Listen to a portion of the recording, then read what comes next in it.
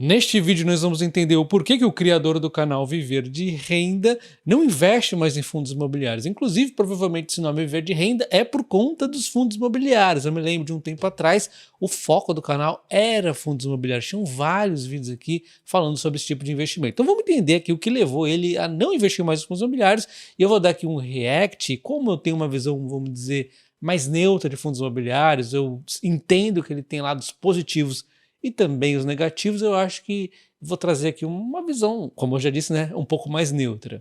Bom, eu vou pular um pouco essa introdução, eu já sei que ele vai pontuar 3 aqui motivos para ele não investir em fundos imobiliários, então primeiro eu vou ouvir o motivo 1, aí eu respondo, motivo 2, eu respondo 3 e eu respondo, tá? Porque eu não invisto mais em FIIs. Vamos lá. Motivo número 1. A regra do jogo dos FIIs é a de que aumentar o patrimônio líquido do FII ou patrimônio do FII para aumentar o dinheiro do bolso de gestão e de administração, uma vez que eles ganham porcentagem sobre o patrimônio líquido ou sobre o patrimônio do fundo. E para fazer isso, eles não têm o mínimo de pudor de diluir cotistas, ou seja, aumenta o número de cotas, reduz o valor patrimonial da cota dos FIIs, e assim eles aumentam o patrimônio do fundo, e como eles ganham porcentagem sobre o patrimônio do fundo, eles aumentam o quanto que eles ganham, quanto eles colocam no bolso.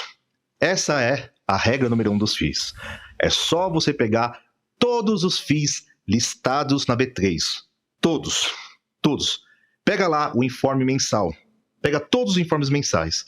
Registra lá, FII por FII. Registra lá o valor patrimonial da cota. Você vai perceber que quase que a totalidade dos FIIs, o valor patrimonial da cota, ele reduz. Isso por conta de emissões e emissões de novas cotas. Olha só que absurdo. Você tem uma cota, ele criam cotas que não existem. Ou seja, e vendem para os próprios cotistas. Olha só que coisa doida. São poucos os FIIs, você conta nos dedos, que o valor patrimonial da cota, ele até mantém, e alguns contam nos dedos mesmo, os que aumentam o valor patrimonial da cota no decurso no tempo. São poucos, conta nos dedos. E os dividendos desses FIIs são pífios, são menores do que a renda fixa do Brasil. Ou seja... Não, peraí, eu sei que eu ia deixar para depois ele completar o item 1, mas é que isso aqui eu preciso fazer uma pausa. Você não pode comparar dividendos de fundos imobiliários de tijolo com renda fixa, né? Você pode comparar os dividendos de fundos imobiliários de papel com renda fixa. Fundos imobiliários de tijolo, não, tá? Então tem que separar muito bem aqui essas duas classes de ativos, mas vamos continuar aqui. Você fica com seu dinheiro exposto a uma cotação, ao risco de uma cotação, e você não faz ideia do que é dinheiro exposto à cotação. Ah, mas eu vejo todos eles. Claro que eu faço ideia. Não, você não se deu conta ainda do que é dinheiro exposto à cotação, tá? É o maior risco que você pode correr. Maior risco. E tá ganhando menos que uma renda fixa. Tem FII aí que tá pagando 5%, 6% em época em que a renda fixa, a Selic, tá aí 10,75% ao ano. Para você ver a loucura que é o que alguns cotistas estão fazendo. Então, a regra do jogo não é favorecer cotista. A regra do jogo é aumentar o patrimônio do fundo, porque como eles ganham porcentagem sobre o patrimônio do fundo, eles aumentam o dinheiro que eles colocam no bolso. A gestão e a administração do FII. Essa é a verdade número 1 que me fez largar de investir em FIIs. Porque são quase que a totalidade dos FIIs. E como eu disse, os poucos que você conta nos dedos, os dividendos deles são pífios. Verdade número 2. Bom, então eu vou começar respondendo esse primeiro ponto que ele levantou, que aliás ele levantou mais de uma questão ali, vou responder a cada uma delas, vou começar com os pontos negativos, que eu concordo com ele, inclusive acrescentando alguns adicionais, e depois vou entrar nos positivos, que eu não concordo com ele, tá? Eu vou pegar como exemplo fundos imobiliários de tijolo. Por quê? Lembra que ele reclamou do seguinte, primeiro ponto que foi o core da reclamação, foi gestor não tem alinhamento de estratégia com o cotista. E isso realmente eu tenho que concordar, vou já expandir esse assunto, tá? Mas mesmo isso aqui valendo para fundos imobiliários de tijolo e para fundos imobiliários de papel, por que eu vou pegar o de tijolo? Porque outras reclamações dele aqui é aumentar os dividendos e aumentar o valor patrimonial. Isso é característica de fundo imobiliário de tijolo. Fundo imobiliário de papel é outra coisa. Aí fundo imobiliário de papel entraria naquela questão dele comparar com Selic, renda fixa, etc., que é uma outra história. Você não pode comparar fundo imobiliário de tijolo com renda fixa, não tem nexo, porque fundo imobiliário de tijolo cresce os dividendos, é esse inclusive um dos pontos que eu não concordo com o que ele diz, tá? Bom, então eu vou pegar aqui o BTLG11, por quê? Porque é o maior fundo da minha carteira, só para contextualizar, eu invisto em fundos imobiliários não faz tanto tempo assim, desde ali da pandemia, 2020, que eu comecei o canal, falei, pô, se eu falar de fundos imobiliários, não tem nexo, eu não tenho fundos imobiliários, então eu coloquei na carteira, até gostei desse tipo de investimento, mas ainda continuo preferindo ações, tá? Que eu invisto há muito mais tempo. Então, já dá para ver que eu sou crítico de alguns pontos dos fundos imobiliários, continuo preferindo ações, mas eu reconheço o valor dos fundos imobiliários, principalmente para alguns tipos de investidores, que na verdade faz até mais sentido para alguns investidores ter fundos imobiliários do que ações. No meu perfil ainda são mais ações, mas eu entendo sim que os fundos imobiliários são bacanas. Então vamos lá. BTLG11, né? Um PVP de 0,93, o que acaba ajudando ele a perder na performance comparativa com a Selic, a CDI e tudo mais, porque ele está abaixo do valor patrimonial. E nós temos um dividendo de 9,5, que é um dividendo muito bacana, que é esse negócio, esse dividendo mirrado, né? Tem vários fundos imobiliários com dividendos muito bons, em tijolo inclusive, porque um dos pontos é que eles estão a um PVP abaixo de 1, tá? Bom, mas vamos começar aqui vendo a reclamação dele, né? Vamos ali entrar no ponto principal, que é o interesse do cotista e tudo mais. Eu sou obrigado a concordar, porque realmente os fundos imobiliários eles têm taxa de administração baseada em valor patrimonial ou valor de mercado. No caso do BTLG11 é valor de mercado, o que é até um pouco melhor. Por quê?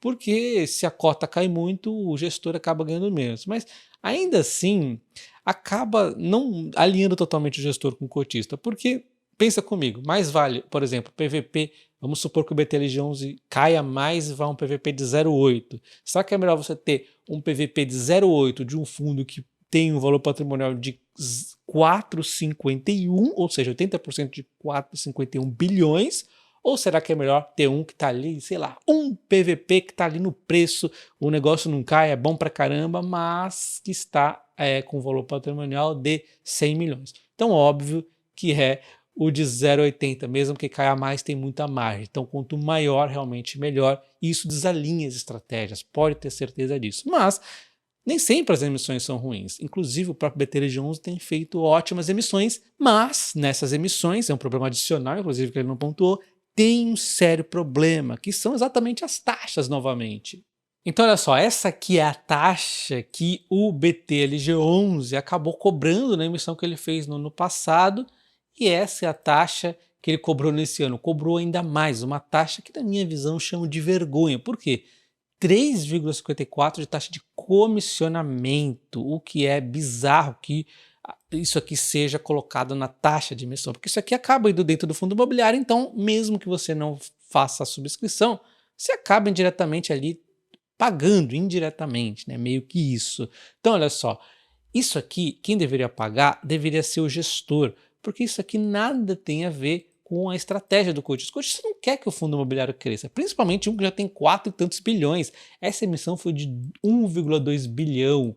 Para que raios eu quero pagar uma taxa gigantesca dessa para que esse fundo cresça? Para mim não faz sentido, mas para o gestor é muito sentido, né? Então, o que eu aceitaria pagar de boa? Essas taxinhas pequenininhas aqui que são obrigatórias, tudo bem, mas de resto é problema dele. Ele tinha que usar aquela taxa de gestão gorda aqui, né, para cobrir esse tipo de gasto, tá? Então aqui realmente eu vejo um desalinhamento, mas a gente pode negar que o fundo imobiliário tem feito ótimas emissões.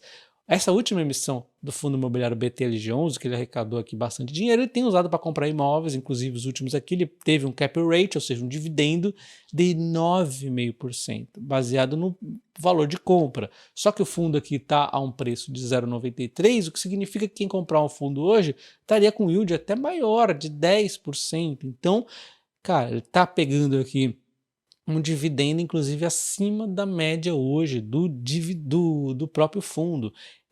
São ótimas emissões, realmente, pelo menos nesse primeiro momento, as aquisições têm sido ótimas, mas sim, a gente teve aqui aquela facada que eu não concordo, tá? Então, sim, eles dão uma sacaneadinha, mas quando o fundo imobiliário é bom, o gestor é bom, ele acaba compensando ali de outra forma. Então, Eu até vou dar minha opinião aqui, o que poderia deixar o gestor super alinhado com o cotista, que é, por exemplo, o primeiro ponto é diminuir essas taxas de comissionamento nas emissões, e o segundo, que é o mais importante, ele fazer tipo um roadmap. Por exemplo, quando chegarmos a 5 bilhões, o fundo BTLG11 vai trazer essa taxa de emissão para 0,8. Quando chegar, sei lá, a 7, vamos trazer para 0,7. Quando chegarmos a X, vamos chegar a 0,5. Quando chegarmos a XPTO, vamos diminuir para o mínimo, aqui até o mínimo que ele põe como guidance máximo ali, 0,2 ou 0,25, não sei, algo do tipo, que já dá para manter muito bem o fundo imobiliário se ele ficar num tamanho muito grande, né? Então você imagina, se esse fundo aqui cresce pra caramba e a taxa de gestão vai diminuindo, diminuindo. Aí eu falo, olha, agora nós estamos trabalhando junto aqui, um trabalho em equipe. Isso sim é um trabalho de equipe. Porque o fundo cresceu, mas a taxa de emissão foi diminuindo devagarzinho ali. Então o gestor até ganhou com isso, não tem problema, mas o cotista também ganhou. Aí é um ganha-ganha. Agora, quando você só cresce, o gestor ganha, ganha, ganha, não faz tanto sentido na minha visão. Bom, mas enfim, você pegando o BTLG11 e vários outros fundos imobiliários, você vai ver sim um crescimento dos dividendos acontecendo. Tá certo, trocou a gestão aqui no meio do caminho, entrando a BTG, mas enfim, você vê 2021, 8,15, 8,84, R$ 9, está aumentando os dividendos, assim como o valor patrimonial, que você viu um período aqui meio que estável, por quê? Porque teve aqui uma troca de gestor, então ele deu uns saltos aqui, depois ficou meio que patinando e agora volta a subir. Você sempre tem que olhar num prazo um pouco maior, né? Ele travou por quase 2 anos aqui, mas já está voltando a subir. Se você pegar o HGLG11, você vai ver um sucesso aqui de valor patrimonial subindo, outros você vai ver essa mesma escadinha devagarzinho, outros vão dar umas tropicadas, é natural. O mais importante é que esse valor vá crescendo ao longo do tempo, que vai acabar ajudando a puxar os dividendos. E os dividendos, você viu, está crescendo. E por que o HGLG11 é o queridinho do pessoal? Porque ele saiu de 9,12 de dividendo em 2019 e foi a 16,50 em 2022. Só que ele já caiu em 2023 o dividendo, porque não teve aqueles não recorrentes, que é de compra e venda de imóvel, já fez as cotas caírem ali, né? Mas o valor patrimonial segue numa alta impressionante. Então isso aqui acaba ofuscando qualquer ganho aqui do gestor. Você pega, por exemplo, o MAL11, que é um fundo de shopping antes da pandemia 6,64, aí veio a pandemia, beleza, 2022 8,98, 2023 9,65 e continua aumentando. O valor patrimonial saiu de 96 e agora está em 119. Inclusive, a taxa de administração do HGLG11 é de 0,60 e do MAL11 0,50. Eu poderia mostrar outros fundos aqui da minha carteira, mas eu foco muito nisso, tá? Fundos imobiliários que tenham qualidade, que o gestor seja bom e que tenham conseguido aumentar o valor patrimonial, aumentar os dividendos e também cobrar taxa de gestões competitivas. Quer ver um exemplo de gestora que não entra na minha carteira? XP. Primeiro porque fez emissões abaixo do valor patrimonial em algum dos seus fundos, o que eu acho mortal para qualquer fundo imobiliário a longo prazo. Tem uma taxa de administração, no caso do XPLG11, gordinha, adicionada uma taxa de performance, 20% que exceder o IPCA mais 6%. Quem a XP acha que é para cobrar uma taxa de performance? É o Warren Buffett ou é o Peter Lynch que está por detrás desse fundo imobiliário? Eu acho isso aqui bizarro, tá? Eu não sei como é, o que eu tava na cabeça que eu cheguei a ter esse fundo imobiliário. Não dá para aceitar isso, tipo de taxa, pelo menos na minha visão. Mesmo que ele dificilmente vá bater essa taxa, não me importa, não aceito isso. Bom, então resumindo rapidamente, eu continuo achando que os fundos imobiliários continuam sendo uma ótima alternativa de investimento para quem gosta de dividendos, de renda passiva e não quer aquele risco de ações, da volatilidade tão forte e tudo mais, tá? Mas ainda assim você precisa ser muito seletivo no gestor, porque sim, existe aqui um desencontro de ideias entre gestor e administrador, e mesmo assim vários fundos imobiliários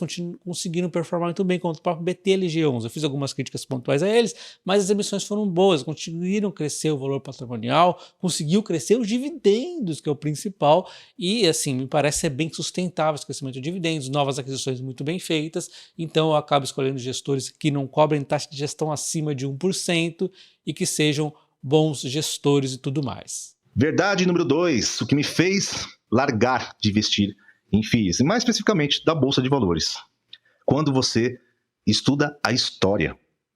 Quando você estuda o início do primeiro banco central que emitiu moeda sem lastro, que foi lá na Suécia, você começa a entender o porquê que eles tiveram a ideia de fazer qualquer coisa e colocar um ativo como se fosse um lastro para que eles pudessem imprimir, porque eles fizeram isso no primeiro Banco Central da história.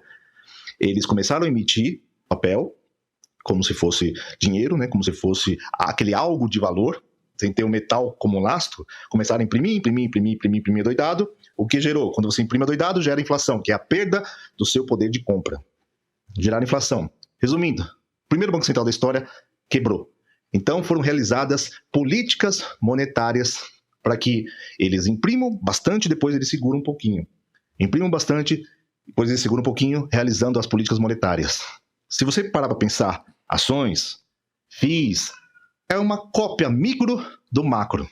Se você pega, por exemplo, o dólar, acontece no mundo inteiro, né? Eles imprimem a moeda e jogam a inflação para o mundo inteiro.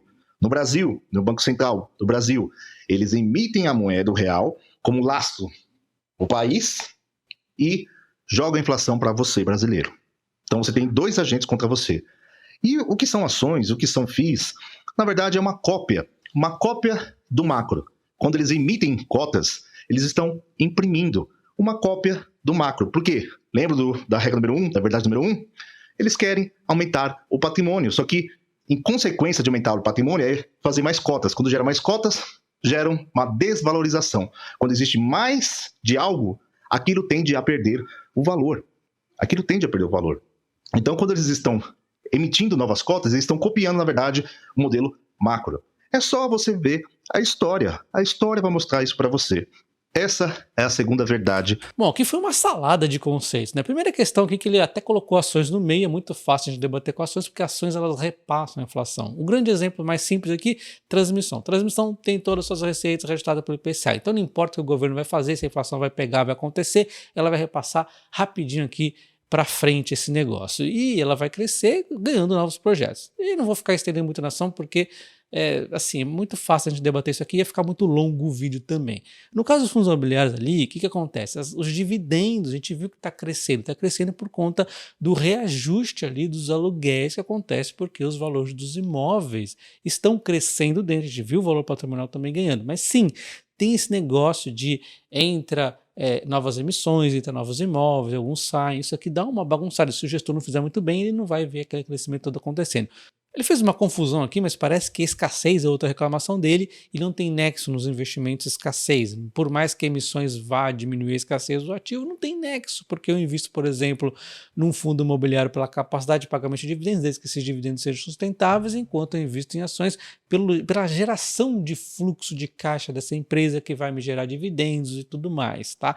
Então, vamos pegar um exemplo aqui, Banco do Brasil, ele fez desdobramento, dobrou a quantidade de ações, isso aqui diminuiu o valor dele pela metade, porque agora ele está o dobro menos escasso, vamos assim dizer, não tem nexo nenhum. O que a gente pode pensar em escassez? O Bitcoin, porque o Bitcoin não gera caixa, e isso inclusive é uma das reclamações do Warren Buffett, ao qual eu não consigo contestar muito. Eu acredito no Bitcoin pela escassez, mas ele não tem um parâmetro aqui para ver o que possa dizer que ele está caro ou barato. É só mesmo a escassez. Aí sim, se o Bitcoin começar a emitir ali, aí realmente seria problema. Mas a gente sabe que não acontece no Bitcoin, só peguei como exemplo que é um ativo que a gente olha a escassez. Ações, fundos imobiliários, não se olha a escassez. Terceiro e último, você não tem um imóvel não, tá? Não crie essa ilusão. Eu tenho uma cota como se eu tivesse um imóvel. Não, meu amigo, não. O que você tem é uma cota de um fundo. É isso que você tem. O que acontece com os imóveis, geralmente? Eles tendem a se valorizar com o tempo. Isso ocorre num imóvel bem localizado, não necessariamente uma localização incrível, mas um imóvel que esteja bem localizado, que ele esteja em boas condições. Com o passar do tempo, esse imóvel ele tende a valorizar. Agora, a cota do FII, se você pegar o gráfico do valor patrimonial da cota, por que ele não aumenta com o passar do tempo? Já que os FIIs de tijolo, por exemplo, eles teve valorização dos imóveis. Por que isso não ocorre? Justamente por conta da emissão de novas cotas. Bom, até pulei esse item 3 aqui, porque ele vai ficar nessa história aqui de novo, de emissão e não sei o que dilui, cria cota do nada, é tudo aquilo que nós já falamos ali anteriormente, então é uma repetição, e aí ele entra inclusive no ponto que você não tem o ativo, tem uma cota, realmente você tem uma cota, e aí depende de qual fundo você tem. Se você tem um fundo um gestor faz um bom trabalho, esse valor patrimonial vai sim subir, senão realmente vai ter problemas. Aí aquela história toda que nós já vimos, principalmente na primeira parte do vídeo ali, isso aqui é um item repetição. Bom, então ponto 1 dos 4 itens que ele levantou ali do porquê que ele não investe em fundos imobiliários, eu não concordo com a maioria, exceto aquela parte que realmente é interesse do gestor, muitas vezes bate de frente com o cotista, mas aí, dependendo do fundo imobiliário, mesmo assim tem um bom resultado. Mas se tu queres aprender a investir de verdade, ter seus próprios conceitos sobre investimentos, considere conhecer meu curso de investimentos que está na descrição do vídeo. Nele você vai aprender a investir desde renda fixa, fundos imobiliários e principalmente em ações. Está aqui, é o meu curso focado em investimento, mas nós temos também o curso de opções, que aí você vai conseguir dividendos adicionais com as suas ações e você pode levar os 2 cursos de uma só vez. Deixa lá aqui no vídeo o seu comentário, o que você acha de tudo isso que ele falou? Você concorda com tudo, com parte? Um abraço e até o próximo vídeo. Valeu!